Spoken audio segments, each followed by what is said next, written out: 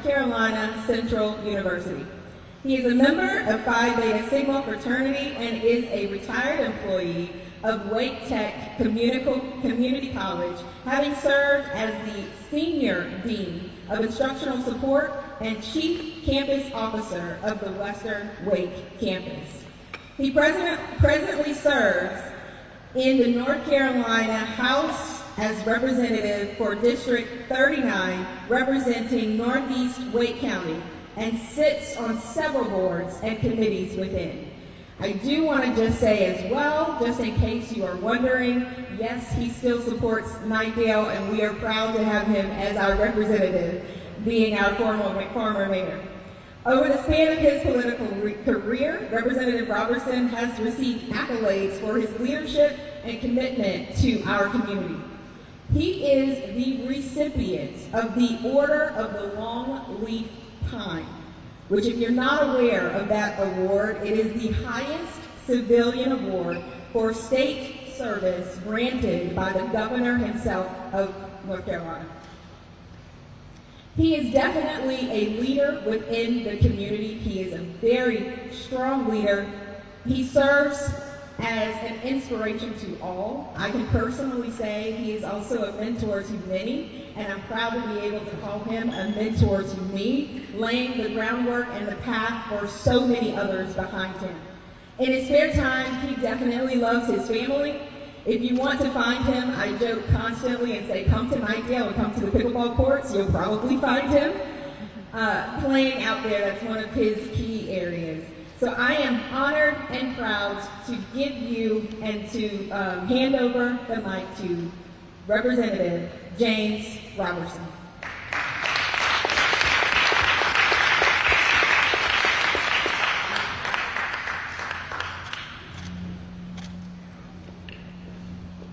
Thank you, Mayor Day. Let's give Mayor Day another big round of applause. I will tell you it's a blessing to be here, and I'm excited to have been asked to serve as the moderator for this evening's event. I think we all know how important our public safety is for all of our communities. We have 12 municipalities throughout the county, so it is imperative that whomever is chosen as the next sheriff of Wake County has all of us in mind, regardless of our background, our race, our communities. We all are one family here in Wake County, and we must do everything possible to make sure that we have the right leadership in place. So, before we get started, I would like to ask Dr. Howard to come up and do the official welcome. Dr. Howard?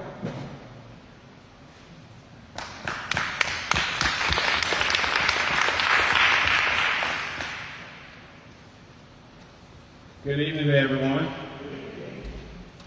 On behalf of First Cosmopolitan Baptist Church, it's my pleasure to welcome each and every one of you here tonight to our church campus for the Sheriff's Candidates Forum.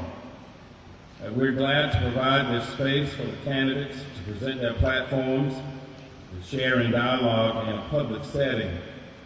We've made our facilities available for you for this event as a community service because we view the forum as an opportunity for the citizens of Southeast Raleigh and all of Wake County to hear from both candidates and leave better informed, better prepared to make informed decisions when they vote. The First Cosmopolitan Baptist Church refrains from giving campaign support of any kind to candidates for public office.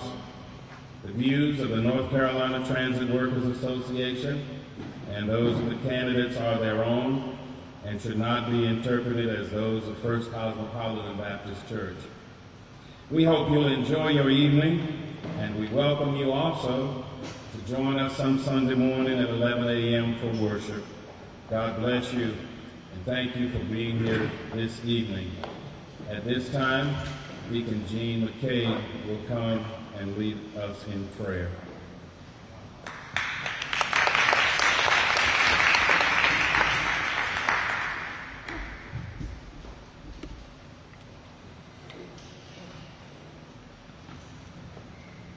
Good afternoon, everybody.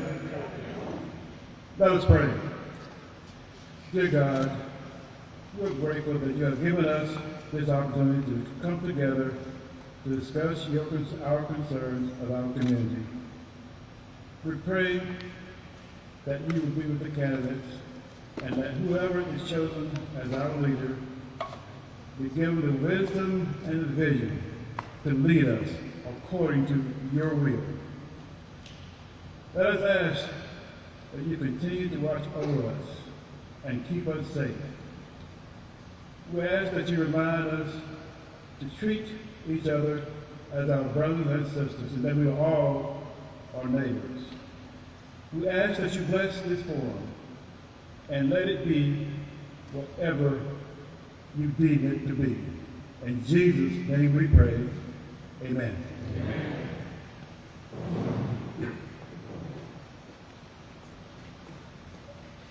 All right, okay, so now before we get started, we would like to go over a few rules and housekeeping items that will help lead to the success of this forum. Now to start, we will have candidates to speak briefly, to introduce themselves, and provide us with an opening statement. You each will have 2 minutes. We will also have a series of questions that will be asked, and each candidate will have up to 3 minutes to respond. Now, during this time, we would like to ask the audience to be respectful and refrain from any distractions and/or outbursts. I will remind you that this is a forum, not a debate. This event is scheduled for 1 hour, and we will make every effort possible to stay on track to ensure that everyone gets out in a timely manner. Now, I have been asked, will there be an opportunity for members of the audience to ask questions? If we stay on track, we will be afforded that opportunity for members out in the audience to ask questions. So with that said, we're going to go ahead and get started. Gentlemen, once again, welcome. The first all right. That scared me too. Gentlemen, the first question is, the 287G program in Wake County Detention Center was a controversial program checking the citizenship resident status of immigrants who were entered into the detention center. And the previous administration stopped the program and canceled the Memorandum of Understanding with Immigration Customs Enforcement. What policy position will you take on the 287G program? And we will start with Mr. Rowe. Good evening. Regarding the 287G program, I will not reinstate the program, nor will I recognize or honor detainers without a warrant signed by a judicial official. 287G program has been determined by judges all across this nation, Republican and Democrat judges, that the program and detainers is unconstitutional. That's why this program is being disbanded throughout the nation. Many lawsuits have been settled and millions of dollars have been paid out to people for unlawful detainment and arrest across the 287G and detainers. County commissioners have backed up this program because it's not cost effective. It's taking away funds they can spend on other resources within their jurisdiction. So again, I will not support it because this is America. We pass laws, enforce laws that are legal, fair, and humane. And I will serve to the glory of God and will also make sure that we treat everybody fair and the same. All right, Mr. Harrison. The 287G was being eliminated by our president. It's unsetting out. I will not open up one if I'm elected because it's not there anymore. And if it was there, I probably would not either because I have found what. Let me just.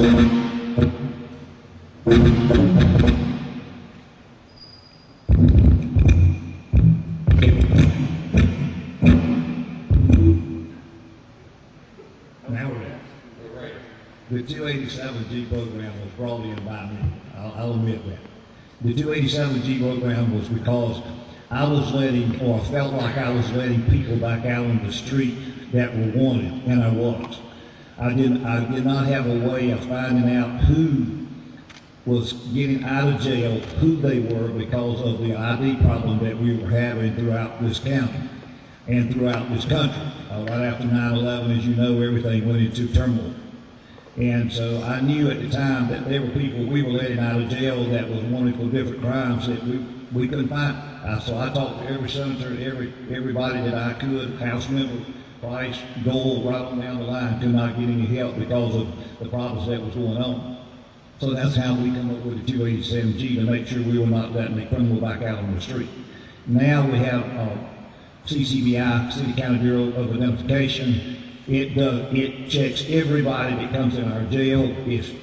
Every person that comes through, so it's not based on any particular group, anybody. If you come through our jail, this program makes sure that you're who you said you are. So I feel comfortable with that, and that's the way I'll go. All right, thank you. Next question. News reports document the ongoing crisis that not only Wake County is facing, but the entire state is facing when it comes to mental health care, access to mental health programs, and substance abuse. What role should the sheriff play in dealing with the mental health crisis in our county? And we will start with you, Mr. Harrison. Well, it's something that's very dear to my heart. And if you remember when I was elected, that's one of the first things that we did, and I say we, the team that we put together. We found out the biggest mental health hospital in this state was right over here at Hammond Road, the Wake County Jail. Now, I agree there's a lot of times that people use mental health as an excuse, and when it's drug abuse and alcohol abuse, as we know that. But we have to deal with what we're dealing with. I saw the problems at the jail, so did the jailer, so did the doctor. Immediately, we hired a liaison from our office to work with the county, so that everybody coming through our jail. You got to remember, this is a jail. It's not like a prison. At a prison, a person knows how long he's going to be in there. A jail, somebody can come along and bond them out, mother, daddy, whoever it may be. So we had to recognize it early who was having some mental health issues and start the process. So if a person was let out of jail, then we could go to the county and we could go to the parents, or we could go to somebody in that family and say, hey, we've got some help for you, please use it. So that is one of the big things that I will be reaching out to. Matter of fact, already started. We have a team that we put together that's working on mental health as we speak. I just met with a psychiatrist, a psychologist, or whatever his title may be. He's got all the titles that you can think of, making sure that we cover every base to make sure that our county is the safest county, and that we're working with everybody to make sure. We got to come together, folks. If we don't come together, then we're not going to be successful. And I think we can do that, and I'm looking forward to doing that. All right, Mr. Rowe. Yeah, dealing with the mental health crisis will be a priority. I will build on my proven track record as chairman of the Wake County ABC Board, as well as chairman of WRAL-TV Housing. At the ABC Board, we allocate $1.5 million a year to Wake Brook to deal with mental health. At WRAL-TV Housing, we deal with affordable housing. Many of our people suffering mental health have housing issues, drug addiction. I will continue to be in front, utilizing my experience and my proven track record of meeting people and providing resources where they're needed to ensure that everybody is treated fair.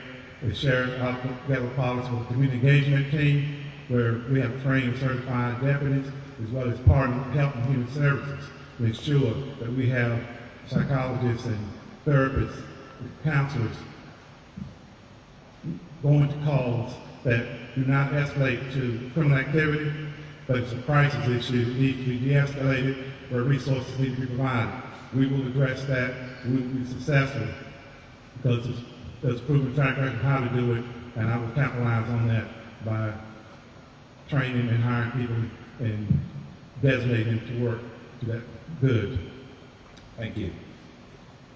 One of the criticisms of the current administration is the low number of deputies on patrol across the county, and calling on local police departments to handle calls that should be covered by the Wake County Sheriff's Department.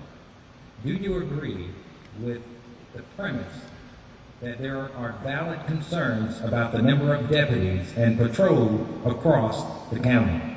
And what steps will you take to address the manpower issues for the patrol division? We'll start with Mr. Rowe. Yes, there is a shortage nationwide in recruiting and retaining good officers. One of the things that has to be done, you start the recruiting process, but in order to retain the good staff that you have to improve working conditions. You have to improve morale. You have to provide a defined career development pathway so the deputies and detention officers and staff understand that they appreciate the value and there is opportunity for advancement. But we have a plan that we will bring in place to properly vet and people that we recruit, train them, and then once they're on board, we will have continuous training and development so that people will have a clear pathway to assignments, promotions, and able to have sufficient levels of staffing to serve the community. In addition, we will continue to capitalize on mutual aid agreements with municipalities. In the short term, we have to do that. Long term, is holding more academies, visiting all the community colleges to ensure them that Wake County is successful and welcoming them aboard to be professional officers to serve the common good of all. Mr. Harrison. It is a problem, and we've already started working on that. When I say we, as I mentioned before, we have a team that works together on a regular basis. And retention and hiring people is something that we're really working on because we know we got to have them because everybody's short, seems like, in Wake County. We've already started a plan. We've already reached out to the veterans. We've already reached out to the community colleges. We'll be in place and ready to go come November, actually December when I'm sworn in, or when the action starts. We'll have our officers in place ready to go. It's going to take some help from our communities. It's going to take some help from our county commissioners. It's going to take a lot of help from all of us. We're reaching out to everybody that we can. We need every nationality that we can get in the Wake County Sheriff's Office. When I was there, it was 51-49, 51% Afro-American and Hispanic, and 49% Caucasian. But still, we've got to reach out. The patrol division was not that strong. The patrol division was 70-30. We need it across the board. And the only way we can do that is reach out to community colleges in other places, just like the veterans, and make sure that we're touching all of our bases. But we've got to make sure when we hire somebody to be in law enforcement and you give them a weapon, that they are qualified and well-trained, and that's something we're working on, like I say. We're looking at going to federal standards in our training. We've already touched bases with the LEA. That's something that's very important to me. Times have changed, things have changed, law enforcement's changed, but we've got to have the personnel. Right now, the personnel is not there to be a deterrent. When you have people on the street, the people that see, it is a deterrent to a person that's thinking about breaking into your house. So that's something we'll definitely be ready when it's time to be sworn in. All right. Next question. What actions will you take to recruit more minorities and women to the Wake County Sheriff's Office? We'll start with Mr. Harrison. I think I just touched on most of it, reaching out to as many people as we can. And like I say, that's something that we've already started doing. Some of the guys on the team have reached out to different colleges, different to the veterans, right on down the line, anywhere that we think we can find people, especially our military. The military, to me, is one of the best places that you can reach out to because they are of all colors. They're from all nations. So to me, and they understand what it's like to be in a situation like law enforcement. The biggest problem that we have from our communities, they don't understand exactly what law enforcement does.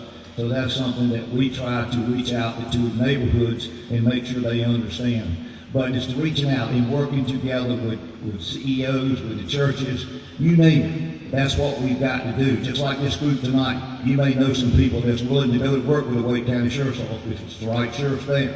we ask you to reach out to them and say, hey, you look at a job, think about going to such and such place to get a job. Thank you. Mr. Rowe. Now, our plan would be ensuring that we hire people, that we're diverse and that we're inclusive, and that our staff reflects the people we serve and protect. And this will be done by reaching out to every part of the community. We'll have an extensive recruiting plan, where we visit all the community colleges, we'll reach out to our veterans. We'll also ask that our retirees come back.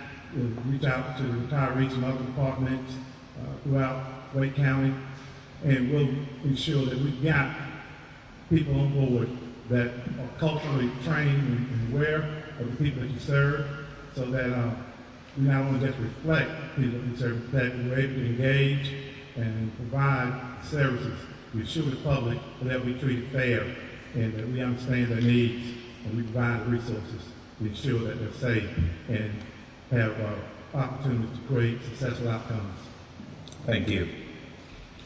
What steps can be taken to improve relationships with communities of color? We'll start with you, Mr. Rowe. Again, this is why our community engagement team was put in place, to increase our presence and to increase our community engagement so that we can address issues dealing with all races, the cultural awareness training and continuous training, and being held accountable, that you take that training and put it into use. It's so that people know that they're valued, they're treated the same. So we can make sure that we'll be able to interact with the community, and it all starts at the top. Having a sheriff who cares, who understands, who can relate and identify with people and serve and protect, and who sets the example. This is how we will achieve equality in service and in treatment. And Mr. Harrison. Yes, and I'm glad to hear Mr. Rose say that, because he's very true. That you've got to have somebody from the top that's willing to do things. If you elect me, I'll be just like I was, even better than I was when I was sheriff before. You saw me out all the time. You saw me going into different neighborhoods, and we'll continue to do that. We've got to reach out to our neighbors, regardless of who they are. And that's what we taught our deputies to do. Is the deputies, when they're patrolling through neighborhoods, stop and talk to people that's walking on the street. Have their card in your hand and say, I'm Deputy so-and-so, this is my card. If you need something, let me know. Stop at convenience stores, stop at other businesses, and make yourself known. That's the only way we can do it. Let people know that we're human beings too. So that's something that we got to work very hard at to make sure that the public trusts us. We've got to build that public trust. And that's something that we're already working on. Like I say, we're trying to go with different training styles because we have gone so far in the last 10 to 20 years. We're trying to get ahead of that curve, and that's what we're going to do because we need all the help that we can get. All right. Thank you, gentlemen.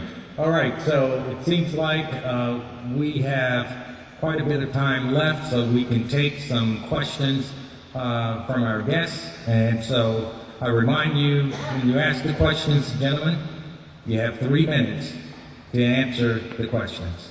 All right? So, raise your hand if you have questions.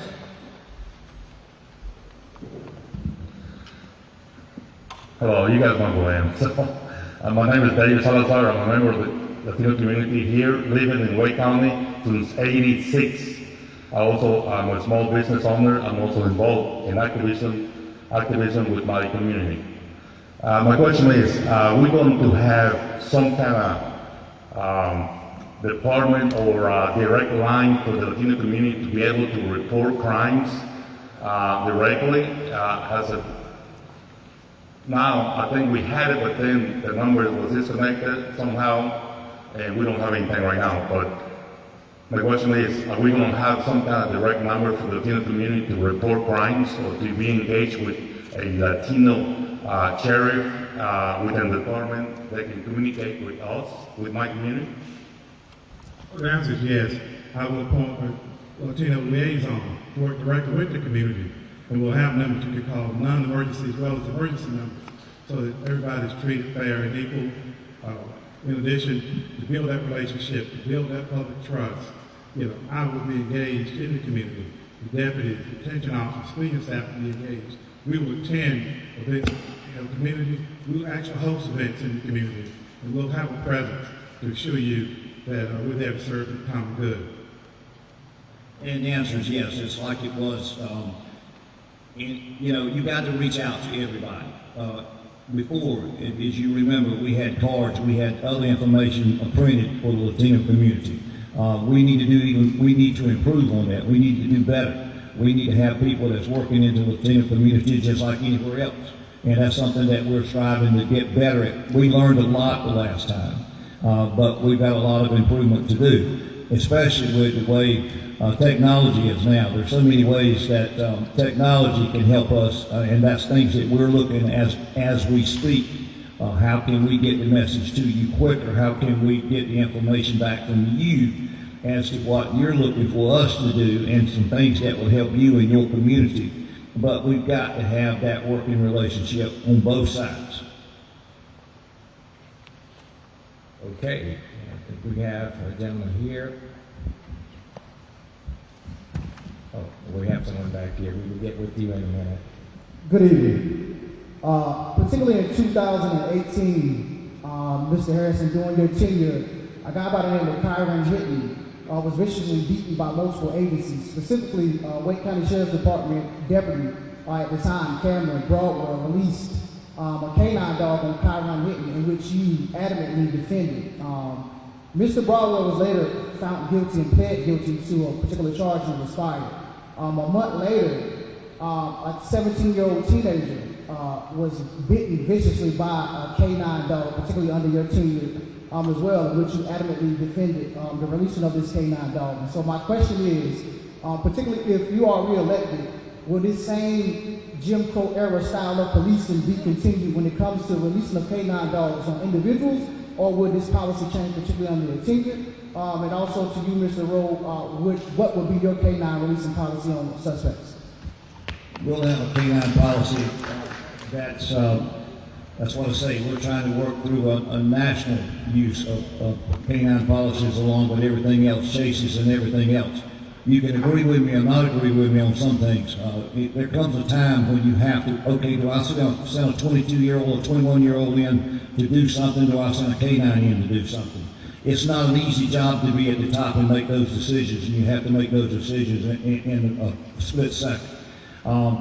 I'm going to defend my people if they do the right. If they don't do right, no, I won't defend them. And that's the reason the training is so important. That's the reason we're already looking at different training.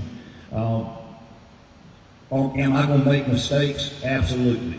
I don't know of anybody that don't make mistakes. But am I willing to improve and work to improve? It doesn't matter to me who the people are. We got to protect you. We got to protect everybody in this county. And whatever it takes to protect those people, that's what I'm going to try my best to do. Am I going to get thrown under the bus a lot? Probably. But if I go home, God's looking after me, and if I can go home and make sure I look after you, the people of this county, and my employees, I feel pretty good about it. If I make a mistake, yes, I don't like to make mistakes, but it's going to happen. But we're going to continue to train. We're going to continue to do the best we can. We're going to do by the best policies that we can to make sure everything that we do is open out in front so people know. My policy will be that we will utilize canines for tracking, to locate missing persons, to recover articles used in the crime. As far as effective arrests, we will not use, I don't think it's effective or it's the safest way.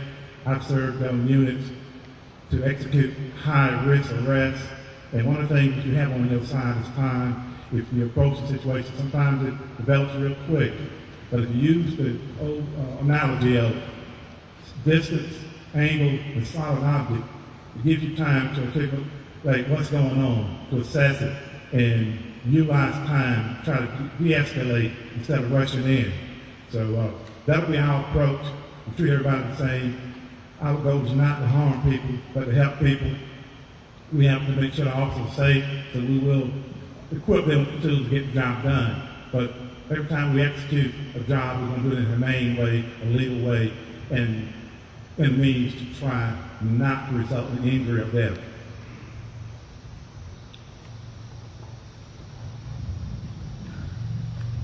This is for Harris. I was deputy sheriff from 1988 to 2005. I was involved in a deadly force shootout on I-40, March 2005, with a 26-year-old black man. Never been in that situation before in my life. After it happened, after a long day of FBI and everything else, I go to Mr. Harrison's office. The first thing he said with me is, Cook, you know you can't shoot worth of shit. If you hit and miss that boy, you can't shoot worth of shit. That's the first thing he said to me. I want to know what his force is now on deadly force for a young black man. I think about that man every day for 15 plus years. Every day. And I didn't appreciate it then. I don't appreciate him being back up here again because he's a TV sheriff. Think about what you want to do. Mr. Harrison, ask that question. You still like people in Southeast Rock? Like the way you put your mic to your mouth so I can understand what you're saying.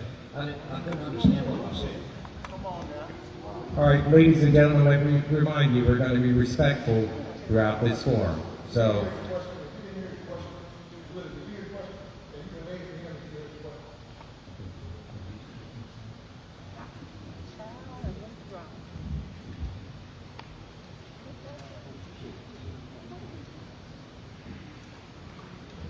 Did you say something about you don't shoot, you gotta fight? Is that what you said? and sir, let's be respectful in terms of the language, please.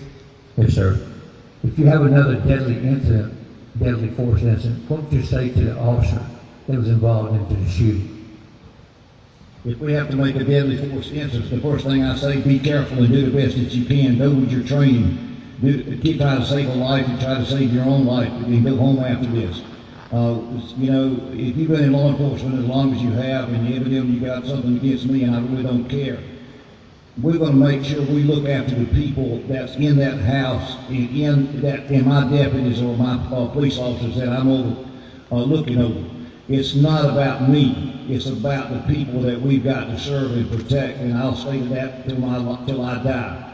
The best way we can handle the situation. Most, as I said early on, most of you don't realize how quickly something can happen. Yes, I got shot in 1972. I know how quickly it can happen. And I'll continue to stay with it. I'll continue to train my men, and I'll continue to stand by my men. But what you don't understand, look at the number of people that I've talked out of deadly situations over the years that have guns in their hands. All right, My response to that would be to the officer. First of all, I thank God that you're safe, that you survived the incident without being harmed, and provide you with the counseling and therapy that you need to address that situation going forward. Anyone who faces a life-threatening situation, it's not an easy situation to deal with. Those things can, be hard over years. So we have to make sure that our deputies, our detention officers, civilian staff, everyone gets the right treatment and counseling. But most of all, they got to know that the leader cares and stand by them and will be with them through it all. Give them necessary training to return to duty, to execute and do their job properly. But stand by them and give them the time that they need. And if they're not able to go back, then find a place in the department where they can function because they are a valuable member of the team and family. Good evening. I've heard you talk about community engagement. I heard you talk about being engaged with our community colleges. What about organizations that are boots on the ground, work every day, tirelessly? Will those programs be available to come back into the jail and with our reentry program, individuals that work every day around second chances? Everybody deserves a second chance. And also, with our get out to vote, the jail is to hold individuals. They are innocent until proven guilty. Will they have an opportunity to register and vote while they're waiting to be heard in the courthouse? They had the opportunity when I was sheriff before, they'll have the opportunity again. We've always done that. Programs, we work with the programs. Any program we think has a benefit, if there's something there that the state won't allow us to do, or for some reason that we can't do it, we won't do it. I have to look at the program, be glad to look at anything that you have. yes, we will invite all programs, private, nonprofit, be a part of our community engagement team to ensure that all people have access to equal employment, second chance initiatives. We believe people sometimes who've been involved in situations are the best one. They make these situations where the rubber meets the road, and we can build on that. So with me as your chair, I can guarantee you that I will be involved in communities. I currently now work with at-risk youth. I work with Second Chance Initiative, affordable housing, feeding and trying to end hunger, working with homeless. So we will continue that platform and share it and broaden it so that everybody has a chance to equal employment, is qualified to do the job, and we'll provide the training to help them. If they got a heart to serve, we're going to give them the tools. Well, let me just say also, you remember the program where if you had something on your record that you've been in jail and so forth, and I can't think of the gentleman that had it. I fought right beside him to make sure people did get a second chance, that the last thing they saw was that you had been arrested or you'd been in jail, and we got that passed. I can't think of his name, I wish I could. Dennis Gaddy, yeah.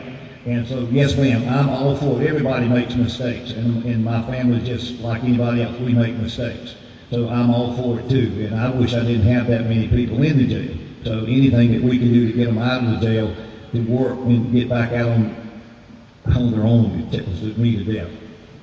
And I will work with pre-trial to make sure that we limit people's incarcerated, but those who are incarcerated, we'll make sure they have access to register to vote, also have life skill training, educational support from Wake County Public Schools as well as community colleges, and we'll work with businesses to establish job placement so that when they're released, they have a job to go to and to apply the training they received in jail.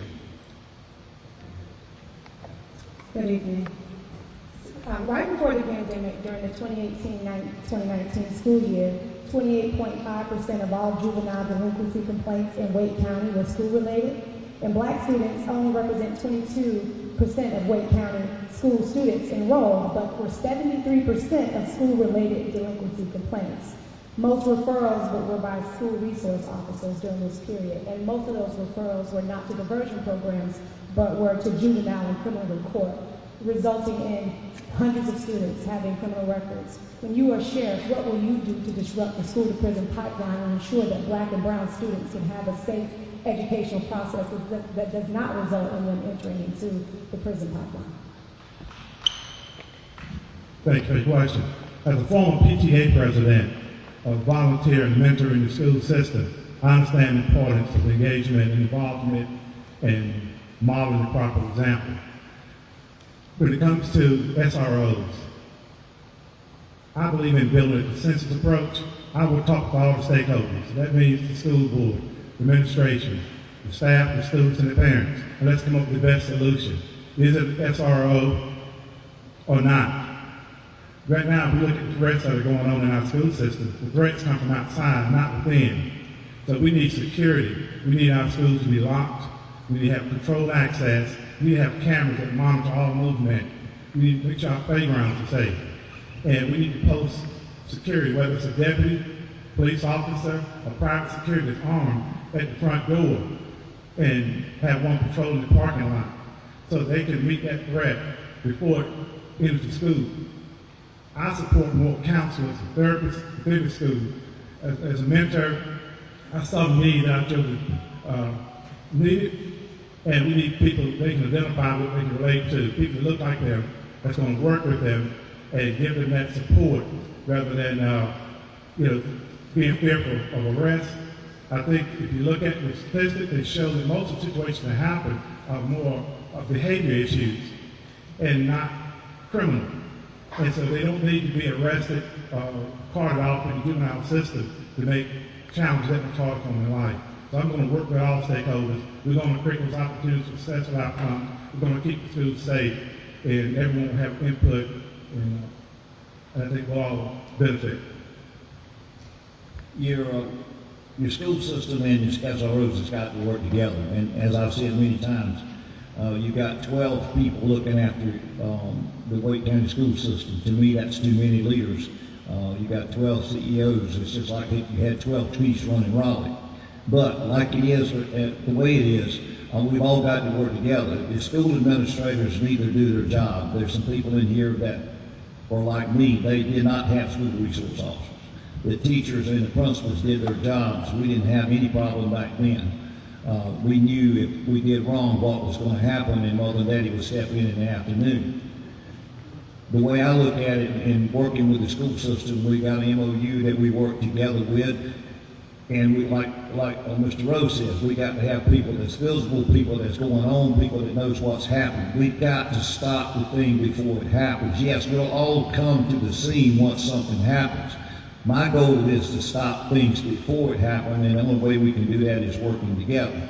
If we have a situation which a police officer is called or a deputy is called, I cannot, and this has happened to me a lot of times, a parent has called me and said, I'll use one thing that's happened the most, was my son or my daughter's phone has been stolen. Nobody will do anything about it.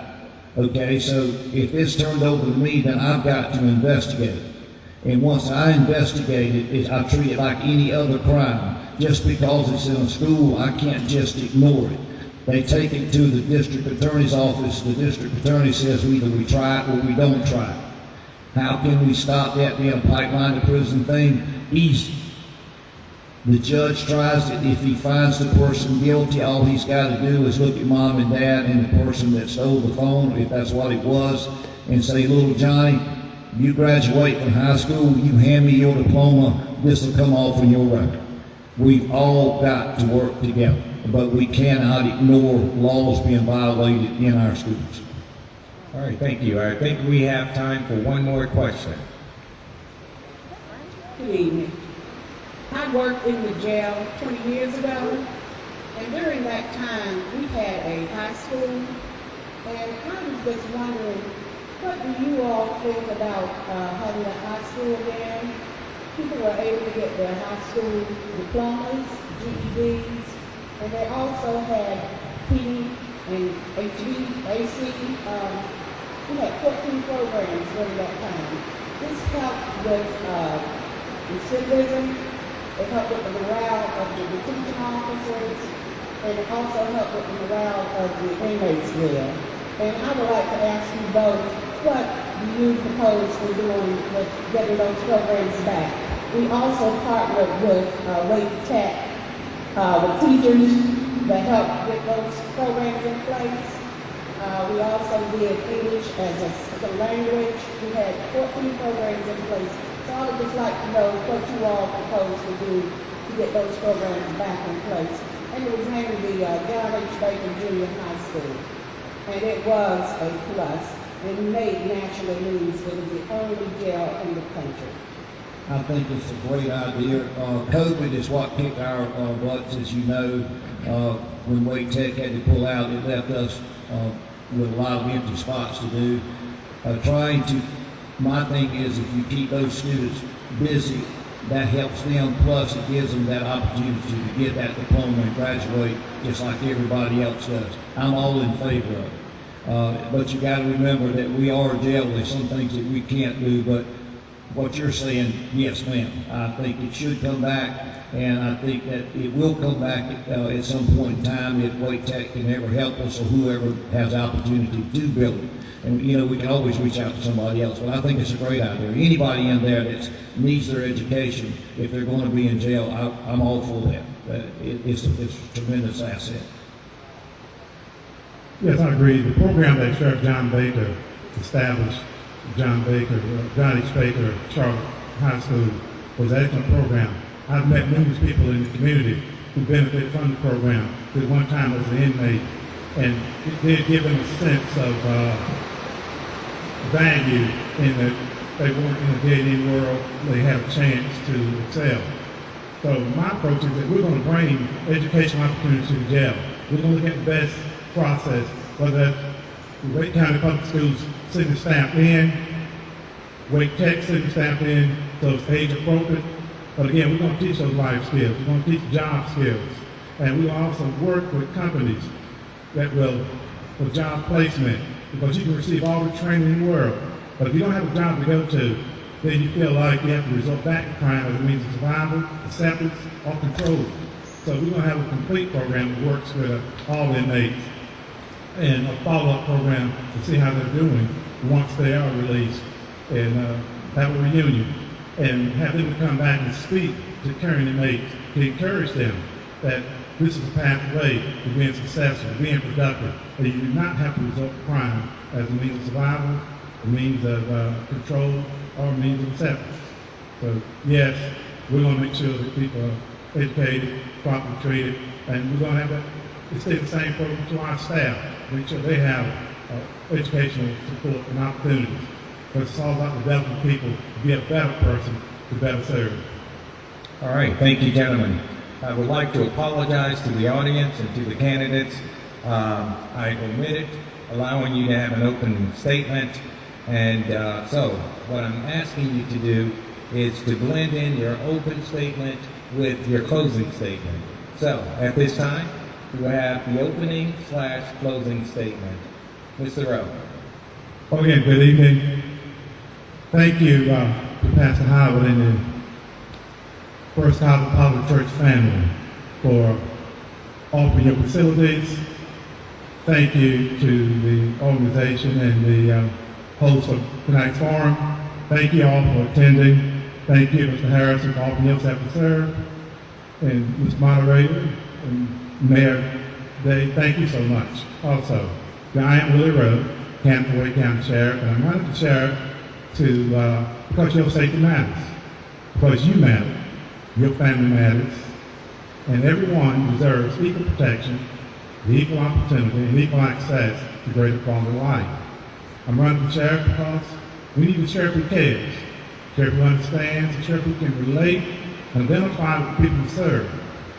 I'm running for sheriff to restore public trust and confidence in the sheriff's office leadership, his vision, and his commitment to serve and protect, to increase staffing, to improve morale and working conditions, to reduce crime, to enhance public safety by building trusted relationships and establishing honest and open communication with the community, to increase our presence and our community engagement, to work with all stakeholders to address the mental health crisis, drug addiction, teen bullying, to end gun violence and domestic violence.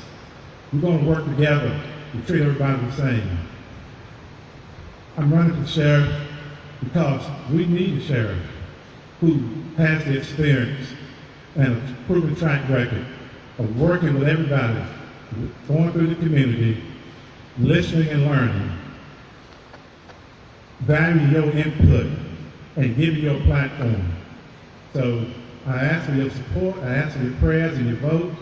I know together we can make Wake County a safe place to live, work, play, visit, and learn. Willie Rowe for sheriff. When you leave this place, tell everybody you know about Willie Rowe. Thank you. God bless you.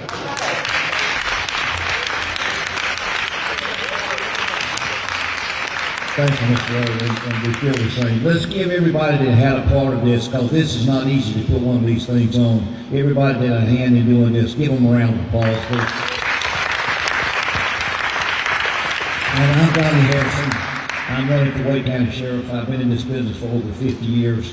I love it. It's part of my life. It's something that I enjoy doing, something that I reach out to people. I looked the other day, a guy gave me a form from the FBI and had 35 years of law enforcement data on it. And about 9 or 12 years out of that, I've got to look at it and read it again, were the safest years under my, when I was sheriff of Wake County. You know and I know that I'm out there, and I'll continue to be out there. That's something that I enjoy doing. Yes, I'm out there with my men. Yes, I'm out there talking to people. Yes, I'm out there talking to different ones. But we've got to work together to make sure that we have a safer Wake County, and that's my goal. There's too many things going on out there right now, and you've got to let law enforcement do their job. You've got to be behind law enforcement. We've got to have good lawyers, we've got to have good judges, we've got to have good DAs, but we've got to have the support of the people. You've got to be behind law enforcement. Did we make mistakes? Yes. Learn more about law enforcement, what we have to do and the time that we have to do it in. That's what I ask you to do. Don't judge us too quickly. Let us do our job and you'll see the difference. We have gotten away from that, and you see what's happening with all the shootings and everything that's going on throughout this country. I've never seen anything like it. And like I say, I've been in this business a long time. To get back to where we need to be, we need to all come together and work as a unit, regardless of who we are or where we're from. And to do that, we've got to reach out to each other. I had an open door policy before. A lot of my staff worried about me talking to some of the people that came in office. I'll do it again because that's what you elect me for. And I'm looking forward to coming back in office. Like I say, we have put a team together, some of the brightest ones that I know of, and I know I'd love to have some of you on my team right here, so if you're interested, let me know after the meeting. And also, on that line, if you have a question that you did not get to ask me, if you'll write it down and give me your phone number, I'll call you and talk to you about it, because I want to hear your input, and I want you to understand where I'm coming from. So please, if you got the time, write it down and give me your phone number. But I need for you to vote. I need for you to tell all your friends and neighbors. It's good to see all of you here. It shows me that you care. Governor Chris Christie, I ran into him one time when I was a sheriff, and he came into Wake County, and I was talking to the choir. He said, Sheriff, when you talk to the choir, he said that makes them feel good and they get out and sing better. So I know I'm talking to the choir. I know Diane, when I talk to her, I'm talking to the choir. She's going to get out and talk anyway. So make sure you get out and tell people we've got to work together, regardless of what we think. We've got to come together and make this one of the safest counties in this state. Hopefully the safest, because we are the largest county. But the only way we're going to do that is work together and help each other out. And thank you for the opportunity to be here. Thank you for the opportunity to serve. And I'm looking forward to it. Don't forget to vote November the 8th, Donnie Harrison. And you got two good guys up here. I just want to say that. But vote for one of us, please. Thank you.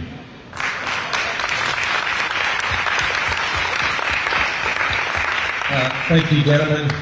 This has been a wonderful forum, and I will share this with you. I'm a graduate, a product of Shaw University, so this is my old stomping ground. And you know, once you leave home, you always come back to home. And it warms my heart to see my brothers and sisters from Southeast Raleigh coming out to represent and getting the answers that you need so you can make a sound, informed decision when it comes to November 8th. Now, of course, thank you. Of course, I'm on the ballot too. House District 39. I don't know if there are anybody here from Eastern Wake County, but if you are, I would love to have your vote on November 8th, which is my birthday. So it would be the best birthday present one could receive.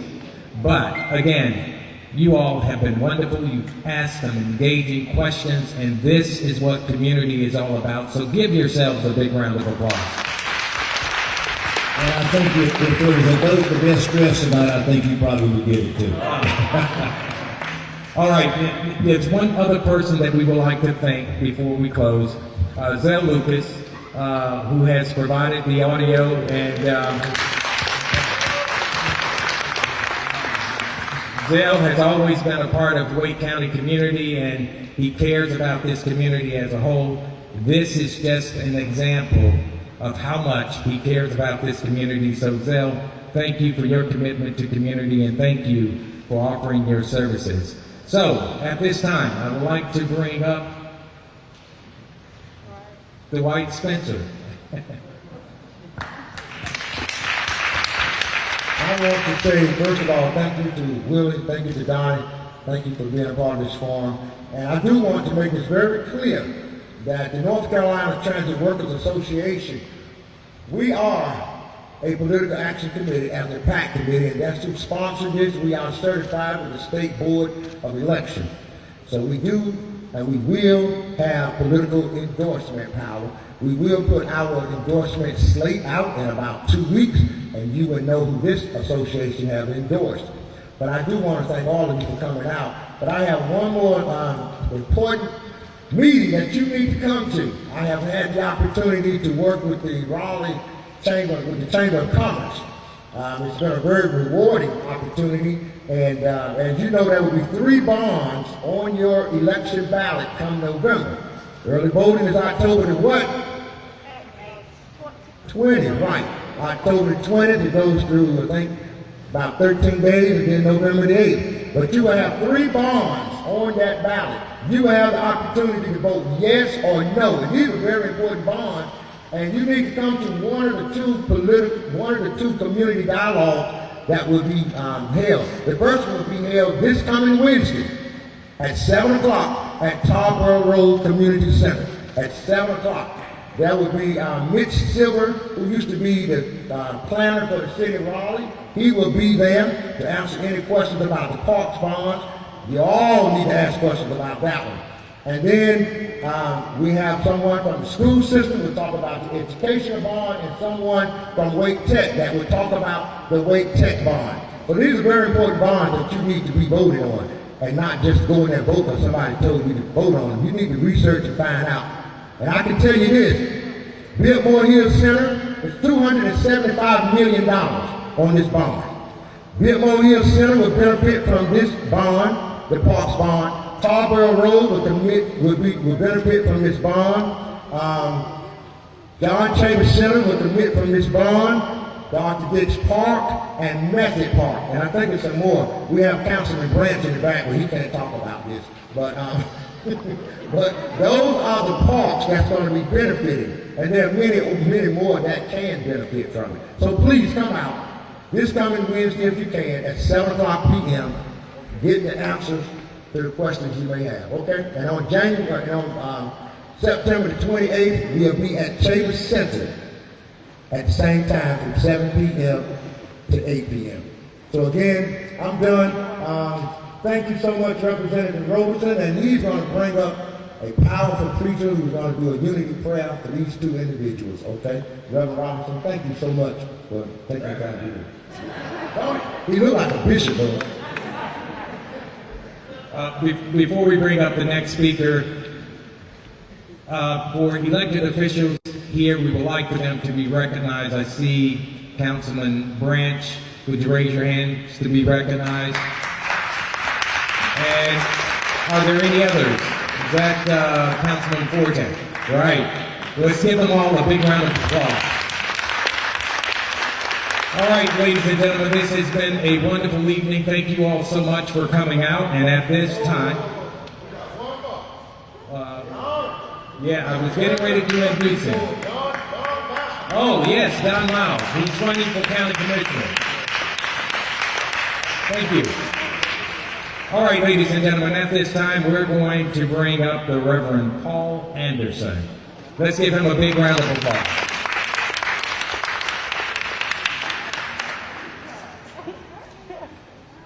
Good evening, everyone. Giving honor to God, pastor of this great church, and to these candidates. Thank you so much for your service and giving yourselves to the community. We do appreciate it, and thank you all for being here. I invite you to stand as we go to God in a word of prayer. And let's remember, it's important for us to vote, as well as important for us to pray. And let's put our feet on the ground and make a difference in this world. Let's pray. Gracious God, our Father, we come to say thank you for blessing us to be here. We thank you for this opportunity of open dialogue. We've heard so much, and we ask that you would help us to go back to our homes, our communities, our places in which we work and worship, and may we share the good news that we've heard tonight. We thank you that you have a man for this office, and we ask that you would do your work through and by us. Be with us as we depart from this place, but never from your presence, and may your presence be known in all of our lives. These and all of the blessings we ask in your mighty name. Amen, amen, and amen. God bless you. Have a good night.